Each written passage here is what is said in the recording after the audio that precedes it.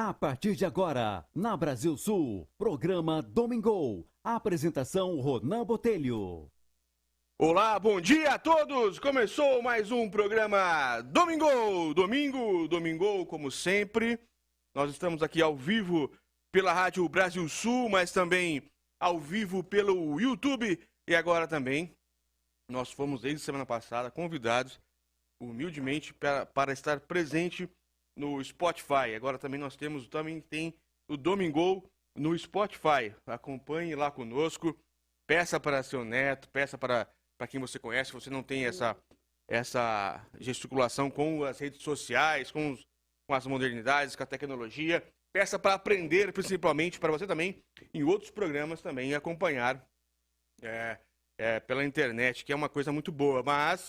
Mas você dê prioridade para as rádios AM. Eu gosto muito de AM, eu gosto muito de estar aqui na Rádio Brasil Sul.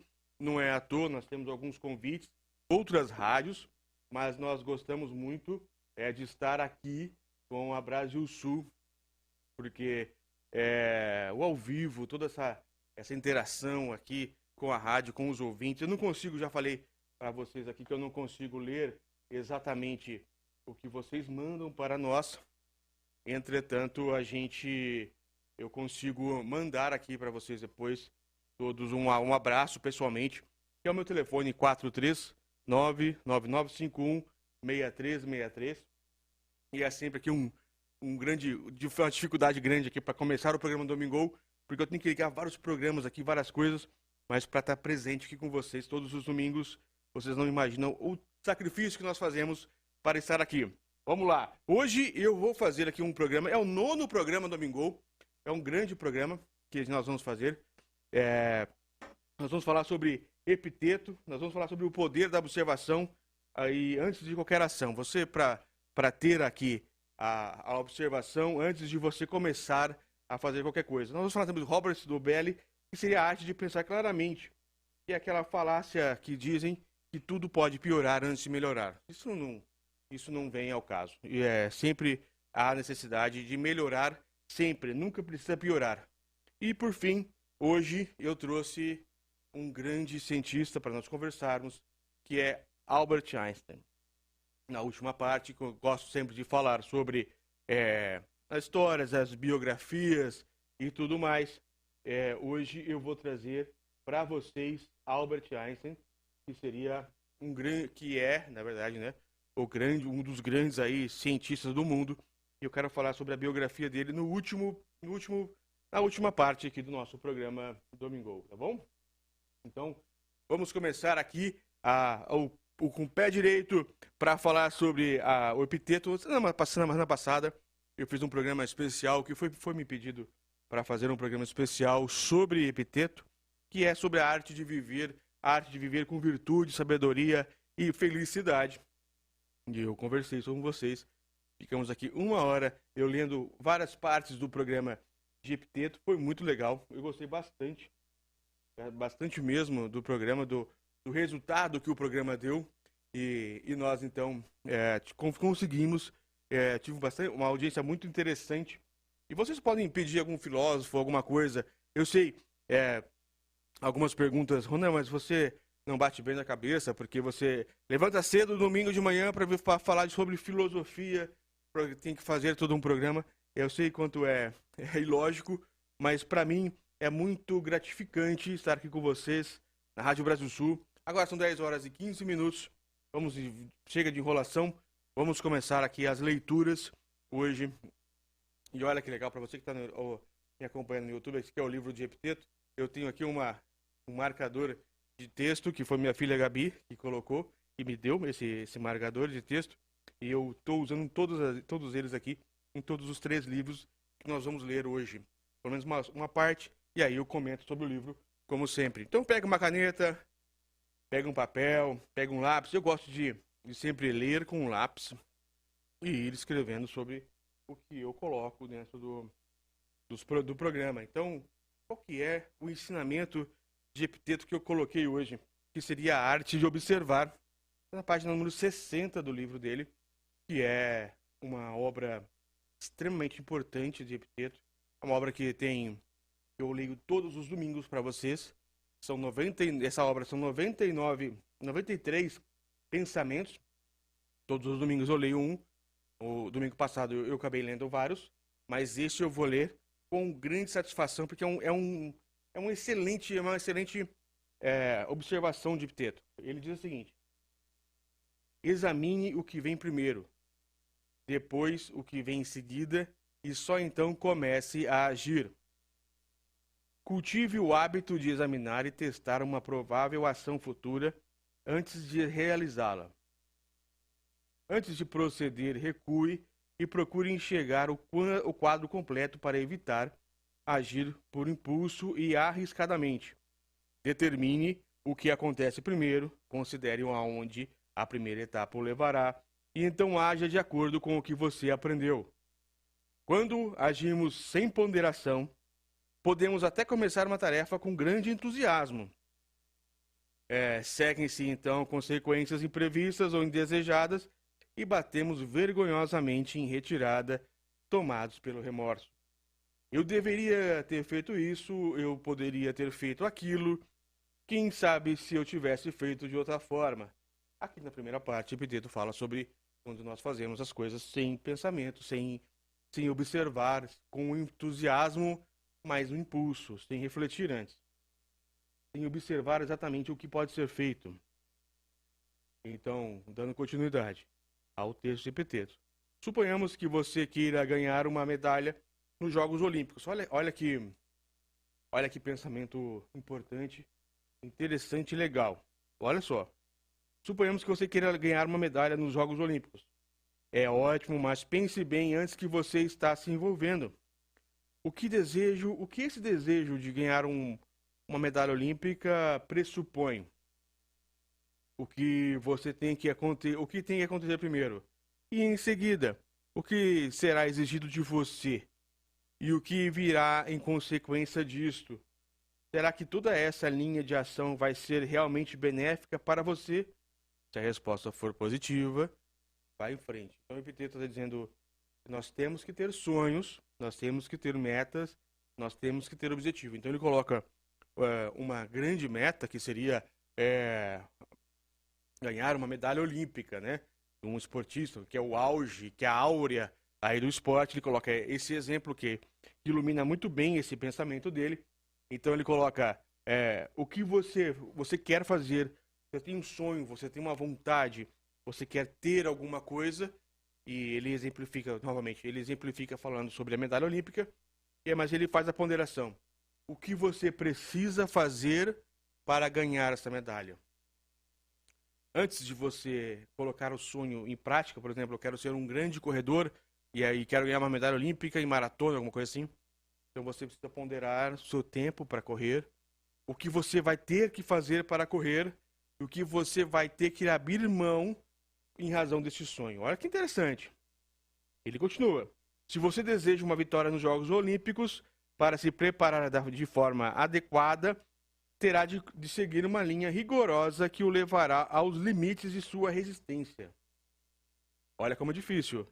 Terá de se submeter a regras severas, seguir uma dieta apropriada, exercitar-se intensamente em horários regulares sob frio ou calor, não beber, não fumar. Deverá seguir as instruções de seu treinador como se ele fosse seu médico. Então, quando estiver de fato competindo, haverá sempre o risco de ser eliminado. Poderá machucar um braço, ter uma distensão, cair com o rosto na terra e depois de passar por tudo isso ainda poderá ser derrotado por aquele outro atleta, uma pessoa que talvez tenha feito melhores treinamentos que você. Ao analisar o panorama completo da situação, você se distingue de mero diletante ou tentativa daquela pessoa que participa das coisas porque elas lhe parecem interessantes ou não exigem grande esforço. Não é uma atitude nobre. Analise bem as coisas, decida-se e então empenhe-se de corpo e alma, senão você será sempre como uma criança que às vezes finge ser um guerreiro, outras vezes um soldado, um músico, um ator representando uma tragédia, sempre brincando, sem levar nada a sério. Olha que grande ensinamento. Antes de você, na fase adulta, antes de você começar qualquer projeto, começar qualquer situação em sua vida, mesmo que seja necessário, você tem que começar. Ele não está aqui dizendo para você não fazer nada e esperar a vida passar, não é isso. Imagina. É ao contrário, ele fala para você começar a fazer, mas fazer sem cautela é errado. Ele fala para você fazer a observar tudo o que acontece em sua volta, a observar o que você quer, para daí, então, você ter a iniciativa, você ter o impulso, para você não ser como uma criança que apenas brinca de ter ações. A menos que você nos entregue, a menos que nos entregamos de coração a nossos empreendimentos, nós nos tornamos pessoas vazias, superficiais e nunca desenvolvemos nossos talentos naturais. Todos conhecemos pessoas que, como macacos, imitam tudo o que parece ser novidade, no momento, tudo o que chama a atenção. Mas logo, seu entusiasmo e seus esforços esmorecem e elas abandonam seus projetos assim que eles virem a rotina ou ou as exigências aumentam. Então, aqui é muito lúcido, né, dizer que às vezes nós estamos entusiasmados com algum projeto, mas quando nós reparamos que esse projeto é difícil de se fazer, esse projeto não é tão simples quanto parecia, nós desistimos, então, porque nós não observamos antes de começar. Tá ok? Agora são 10 horas e 23 minutos do dia 18 de setembro. Você que está ao vivo, um grande abraço para você. Várias pessoas estão ao vivo conosco, aqui pela rádio AM, a grande rádio AM Raiz, Brasil Sul, frequência 1290, todos os domingos ao vivo, ou então nós estamos pelo YouTube também, no meu canal Ronan Botelho, e agora nós também estamos no Spotify, com o canal Domingo, lá no Spotify, com todos os nossos episódios, os 8 episódios para trás, estão ao vivo e gravados, deixados lá para você acompanhar. Vamos dando sequência ao pensamento de Epiteto. Nós já estamos na metade do tempo e eu ainda só comecei.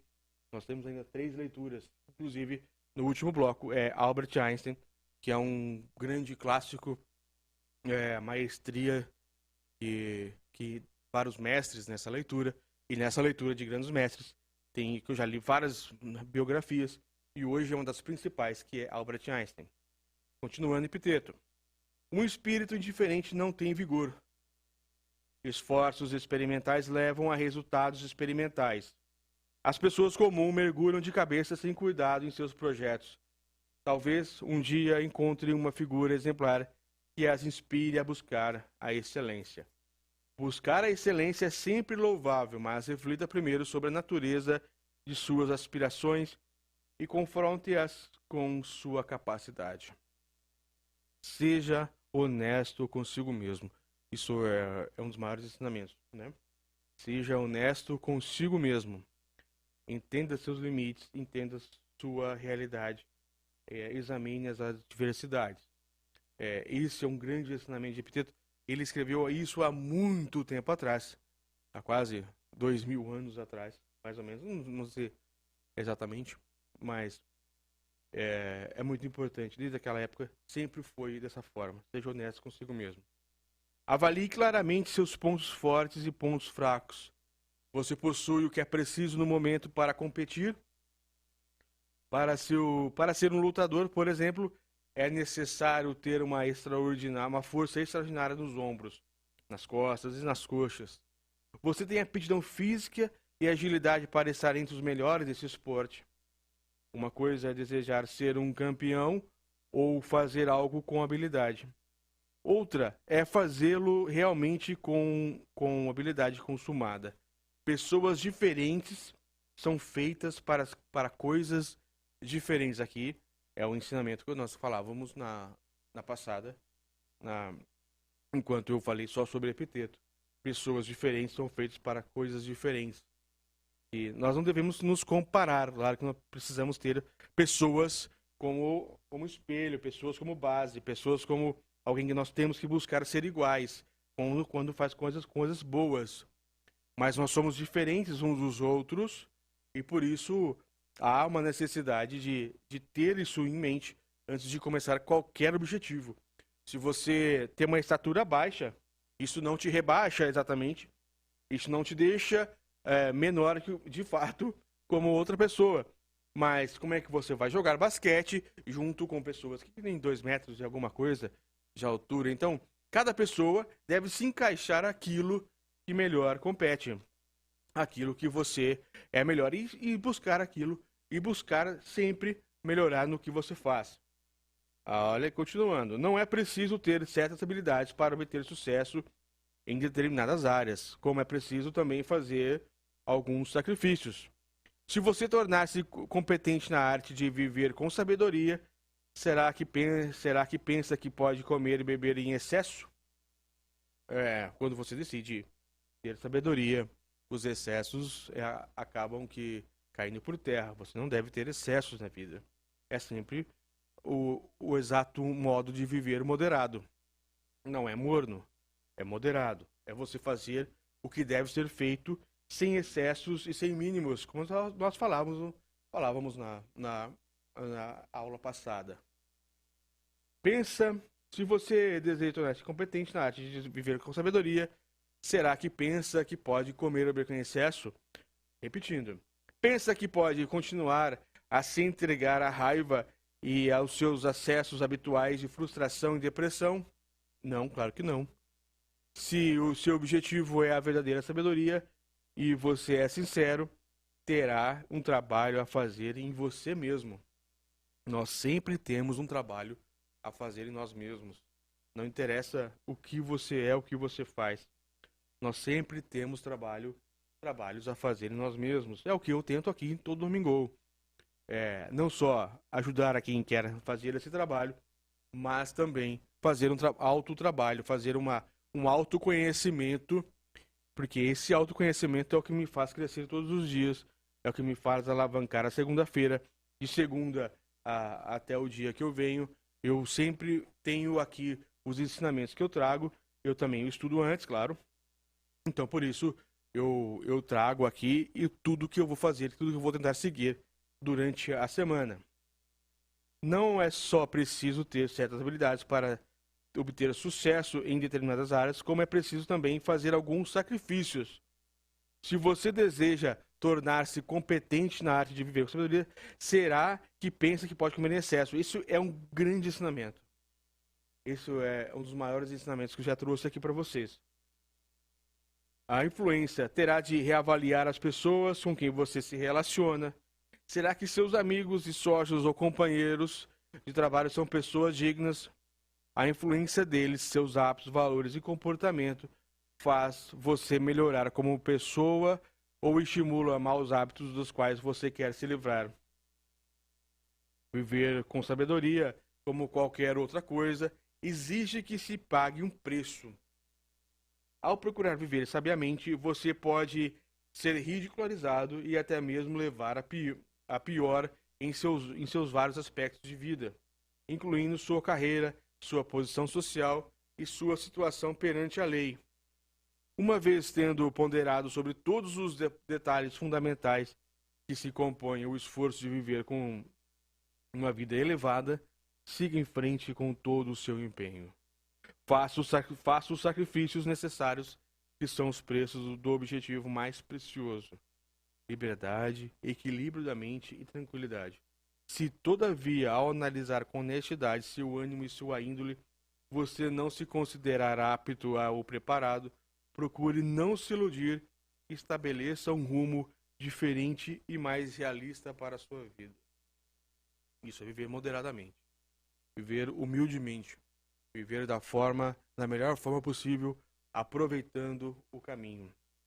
Se você tentar fazer algo que não é ou é muito para você, além de sua capacidade no momento, acabará como um patético diletante que tenta ser primeiro uma pessoa sábia, depois um burocrata, depois um político, depois um líder popular. Esses papéis são inconciliáveis. Não podemos ficar esvaçoando para várias direções, por mais atraentes que sejam. e, ao mesmo tempo, viver uma vida integral e proveitosa. Só se pode ser uma única pessoa. Ou você é bom, ou você é ruim. Neste meio, não há ato moderado. Ou você é uma pessoa boa, ou você é uma pessoa ruim. E a escolha é sempre sua. Não interessa o que lhe fizeram, não interessa o que foi feito com você, não interessa as adversidades que você passou. Você sempre vai ter a escolha de viver bem ou mal, ser uma pessoa bem ou mal. Você tem duas opções básicas: ou empenhar-se em desenvolver sua razão, mantendo-se fiel à verdade, ou ansiar por exterioridades. A escolha é sua e de ninguém mais. Pode aplicar suas habilidades em seu trabalho interior ou perder-se nas aparências, o que vale dizer ser uma pessoa plena de sabedoria ou seguir os caminhos comuns dos medíocres. Você quer ser uma pessoa que segue a sabedoria ou ser uma pessoa medíocre? Ser uma pessoa de sabedoria não quer dizer exatamente ir à escola, não é essa educação formal que nós falamos aqui. Sabedoria é saber analisar cada fato da sua vida para você ter um futuro. Você precisa do seu passado, assim como o seu futuro precisa de você. O seu futuro precisa que você tenha as atitudes hoje, com base no passado, para você conseguir conciliar toda a sua vida. Por mais difícil que seja a vida, ela sempre tem uma saída. Sempre tem uma escolha. Como diz aqui Epiteto, você tem o poder de escolher se você vai ser uma pessoa boa ou se você vai ser uma pessoa ruim. Se você for uma pessoa ruim, as exterioridades vão te pegar. Obviamente, a sua mente não vai deixar você quieto. Mas se você for uma pessoa boa, com certeza o bom sono lhe acompanhará. Isso eu falo experiência bem própria. Agora, mudando aqui o clima, saindo de Epiteto e a arte de viver, que é a vida em si, vida com sabedoria, a vida com virtude, felicidade. Agora eu vou entrar no Rolf Dobelli, a arte de pensar claramente, que é um grande psicanalista, historiador e tudo mais americano. Ele faz, ele tem quase igual ao Epiteto, mas é mais voltado ao marketing, mais voltado, ele é vivo, é novo, esse livro é de 2021. Foi reimpresso várias vezes, é um grande livro, uma pessoa que tem uma memória muito boa, ele tem uma sagacidade muito legal para escrever e desvendar aí os pensamentos das pessoas modernas. Ele vai dizer aqui, esse é o pensamento número 12, entre as 100, que eu alguns já li, alguns domingos. Se alguém lhe falar que o caminho vai ser difícil, seus alarmes devem soar. Aqui ele fala sobre a falácia do tipo, vai piorar antes de melhorar. Quantas vezes você já ouviu a frase, a palavra, que tudo vai piorar, mas depois melhora?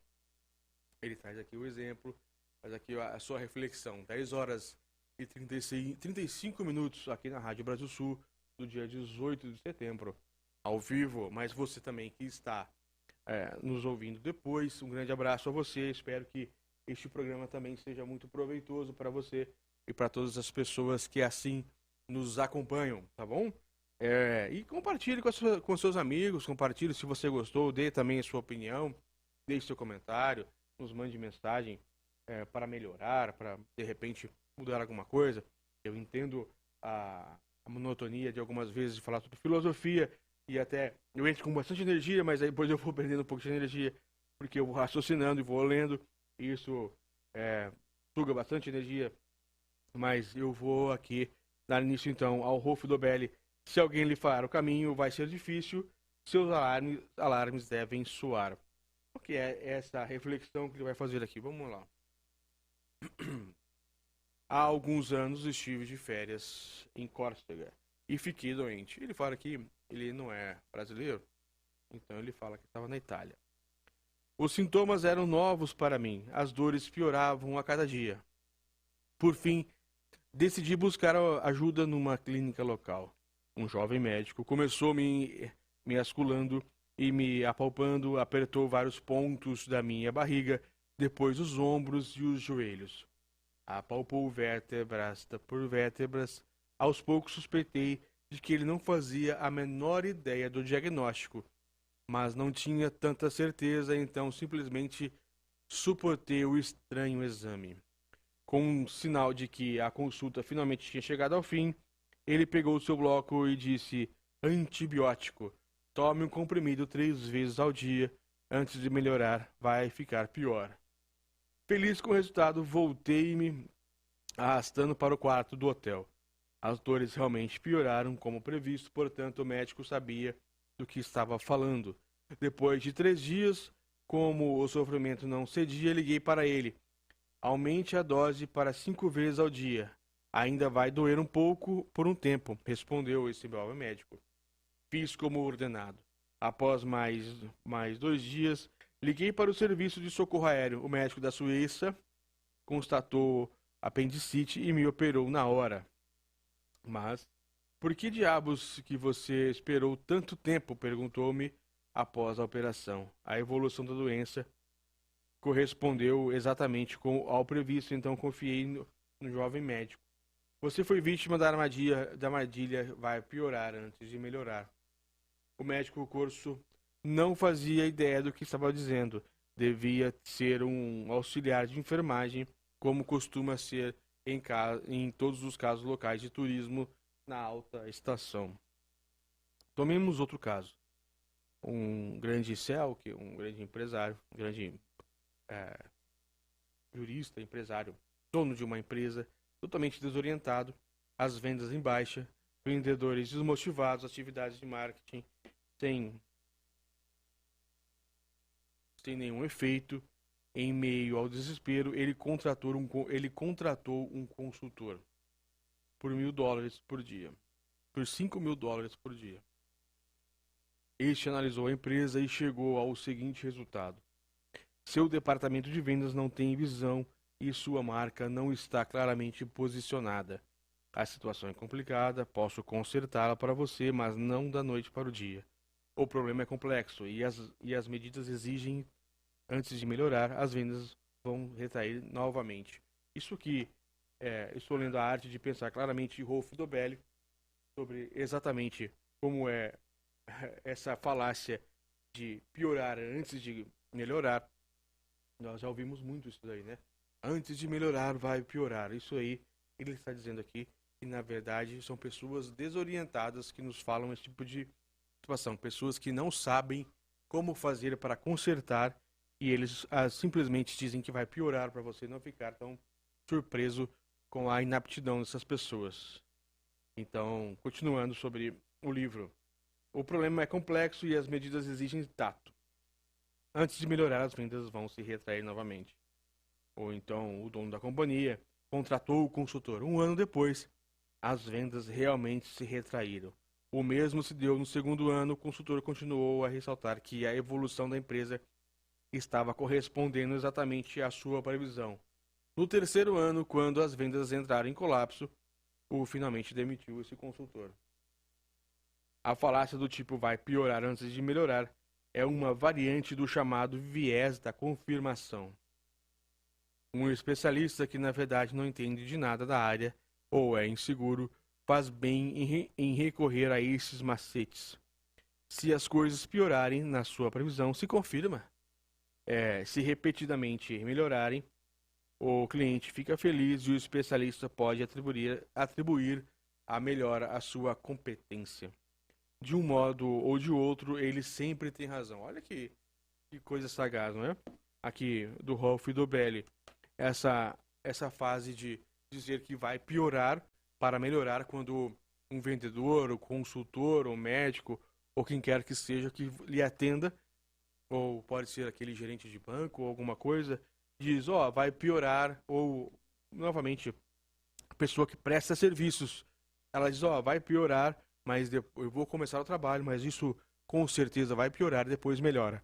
Então ele faz uma situação que talvez aconteça, mas já prevendo que talvez ele não saiba o que vai fazer. Então, se piorar de fato, ele também ganha, porque ele disse a sua visão, falou que ia piorar e de fato piorou. Mas se de repente melhorar, ele ganha o mérito. Olha que sagacidade mesmo, né? Vamos supor ainda que você torne presidente de um país e não faça a menor ideia de como governá-lo. Olha só. Suponhamos que você se torne presidente de um país e não faça a menor ideia de como governá-lo. Como dizer aí que tudo vai piorar, ou pode ser que vire uma Venezuela. Um ou outro presidente diz isso, né? O que faz? Programatina há anos difíceis. Exige que seus cidadãos apertem o cinto e promete uma melhora da situação somente após a fase difícil de faxina, desintoxicação, reestruturação, conscientemente deixa em aberto o período e a profundidade do vale de lágrimas que está por vir. Olha, a melhor prova de sucesso dessa estratégia é dada pelo cristianismo. Segundo se diz, antes que o paraíso chegue à terra, o mundo precisa arruinar-se. A catástrofe, o dilúvio, o incêndio do mundo, a morte, tudo é parte de um plano maior e tende a acontecer. O fiel reconhecerá toda a piora da situação como confirmação da profecia e toda melhora como dádiva de Deus. Moral da história: se você disser vai piorar antes de melhorar, seus alarmes devem soar. Mas cuidado, de fato há situações em que primeiro as coisas pioram para somente então voltarem a melhorar. Eventualmente uma mudança de carreira custa tempo e está ligada a uma diminuição de salário. A reorganização de determinada área de uma empresa precisa de certo tempo. Porém, em todos estes casos, percebe-se relativamente rápido se as medidas estão dando certo. Os momentos críticos são claros e controláveis. Olhe para eles e não para o céu. Não espere milagres. Não só milagres acontecem na vida. Espere também que as coisas aconteçam, mas faça uso da razão. É isso que Rolf Dobelli, normalmente ele é ateu, né? Não tem nenhum problema. Eu sou cristão, eu sou católico, eu acredito muito, mas ele é ateu e tudo bem. Mas ele aqui diz claramente que antes de você prestar atenção ao céu, você preste atenção nas coisas que estão à sua volta, preste atenção na sua vida.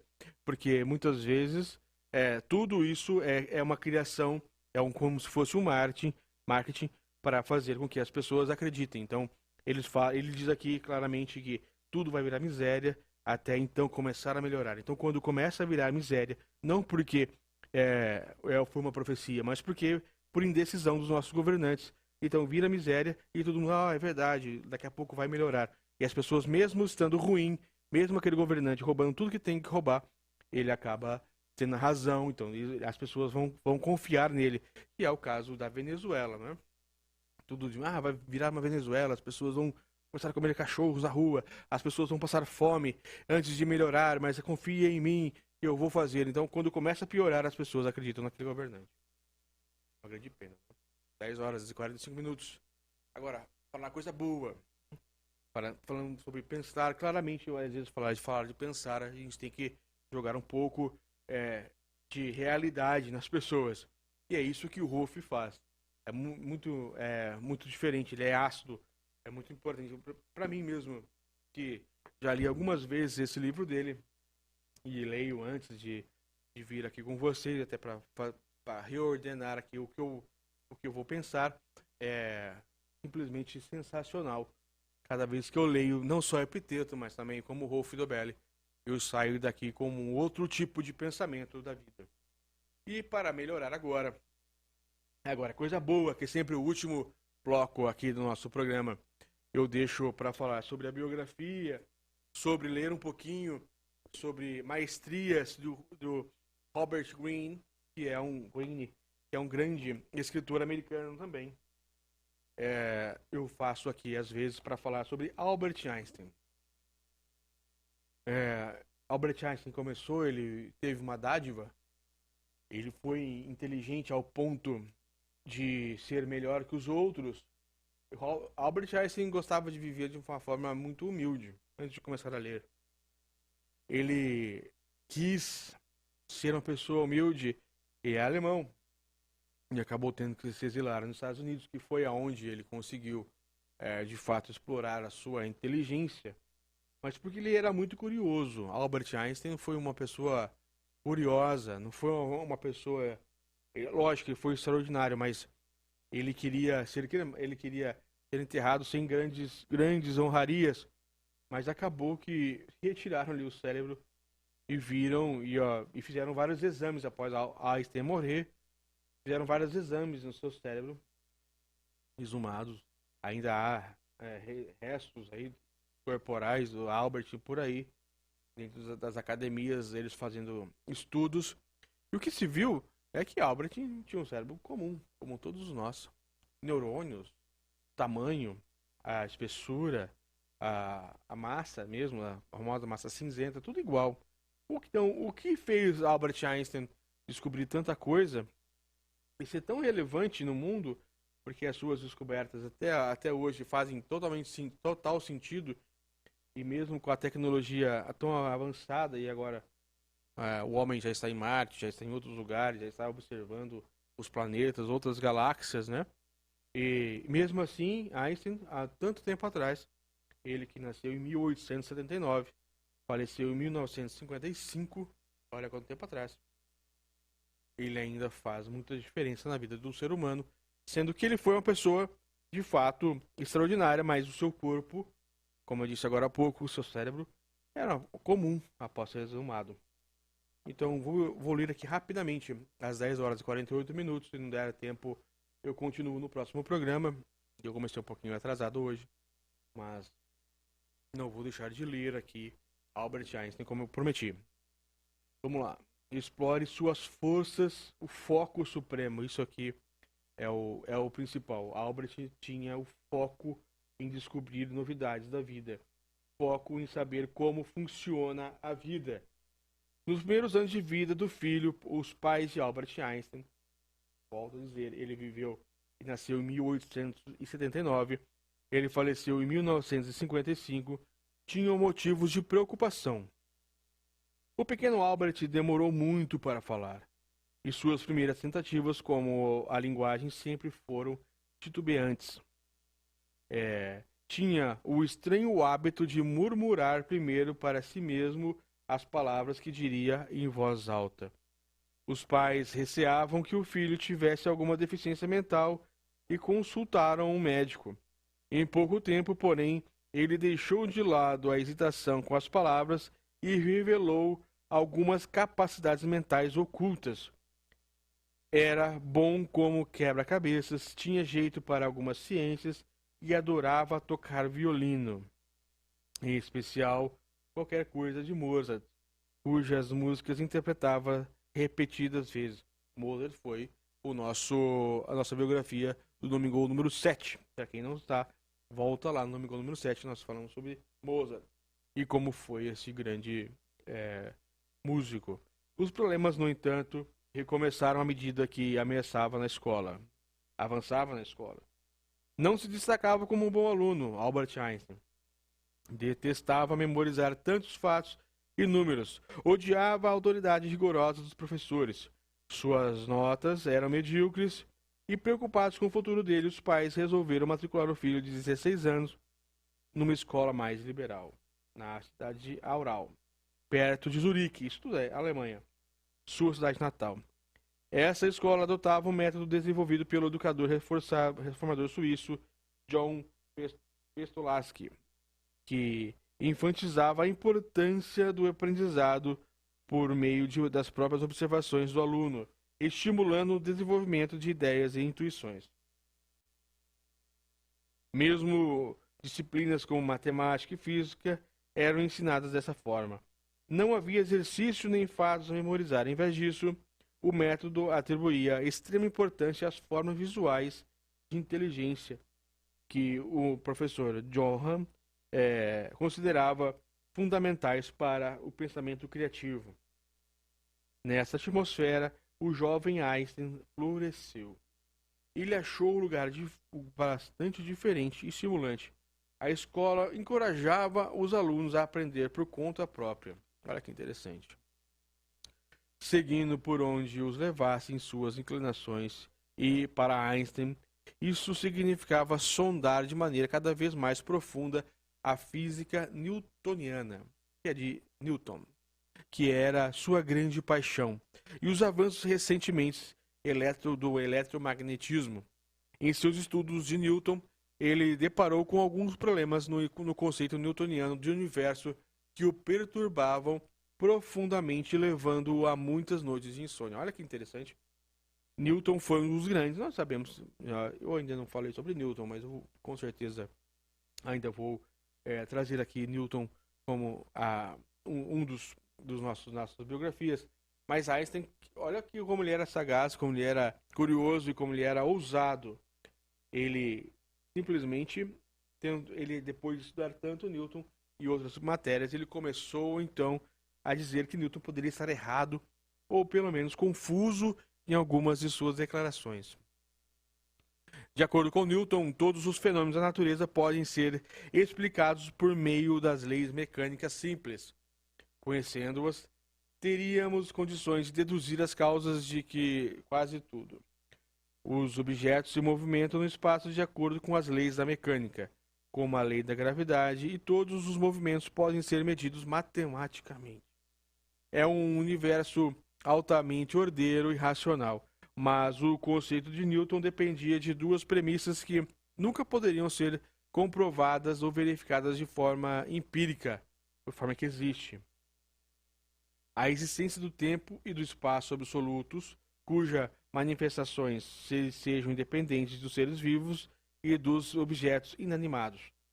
Sem essas premissas, não haveria razão de medição. Entretanto, o brilhantismo do sistema newtoniano era algo difícil de questionar, uma vez que, seguindo suas leis, os cientistas mediam com exatidão os movimentos das ondas sonoras e a difusão dos gases ou o deslocamento das estrelas.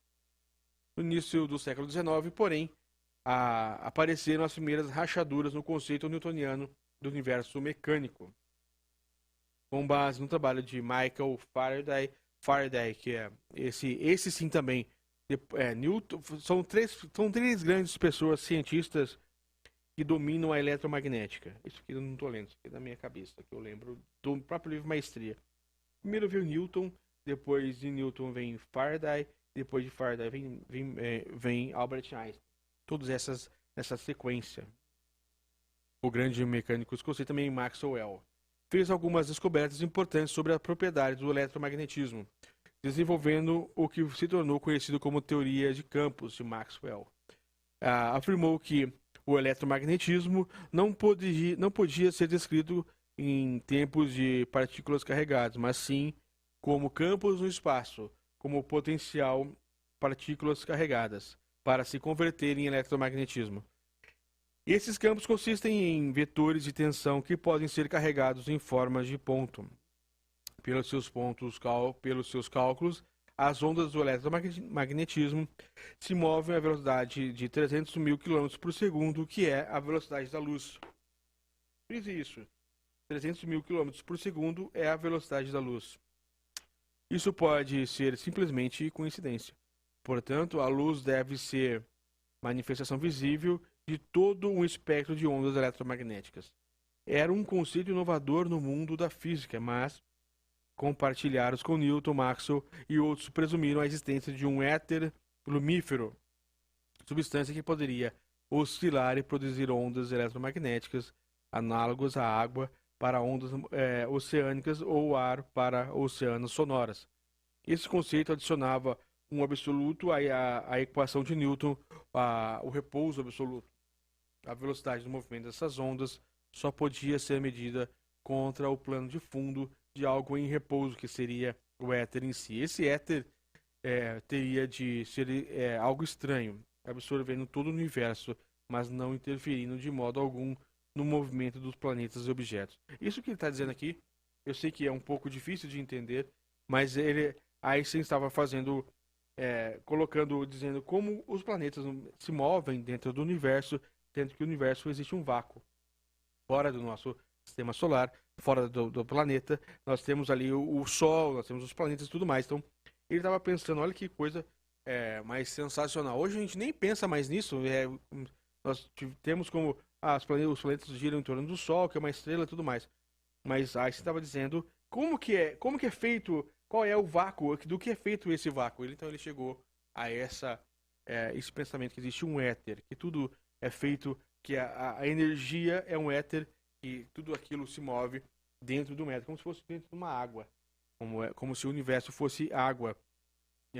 É bem difícil de entender, mas é muito fácil de você prestar atenção, porque nós não observamos as coisas que existem entre nós, mas o que fez a Albert Einstein ser tão grande assim foi a sua curiosidade, a não dizer assim apenas, o Sol é amarelo. Nós sabemos hoje que, na verdade, quando o raio solar ele atinge a nossa atmosfera, ele se transforma em amarelo, mas o Sol é branco. Cientistas de todo o mundo vinham lutando havia décadas para demonstrar, de alguma maneira, a existência desse éter. Isso que o Albert Einstein sabia que existia, mas ele não conseguia exatamente mostrar. Todos os tipos sobre o universo newtoniano e sobre os absolutos. Albert Einstein devorou tudo o que seu alcance sobre o trabalho de Maxwell. O próprio Einstein tinha uma necessidade básica de acreditar em leis, na existência de um universo ordeiro e uma dúvida sobre as leis que provaram sua ansiedade. Um dia, imerso em todos os pensamentos e ainda frequentando a escola de Aral, uma imagem seguiu sua mente, a de um homem movimentando-se à velocidade da luz. Ao refletir sobre essa imagem, ele se converteu numa espécie de enigma, o que ele haveria a denominar experimento mental. Se o homem avançasse à velocidade da luz ao lado de um raio de luz, ele seria capaz de observar esse raio de luz como um campo eletromagnético em repouso, embora oscilando no espaço. E olha como Einstein foi grande assim, demais, né?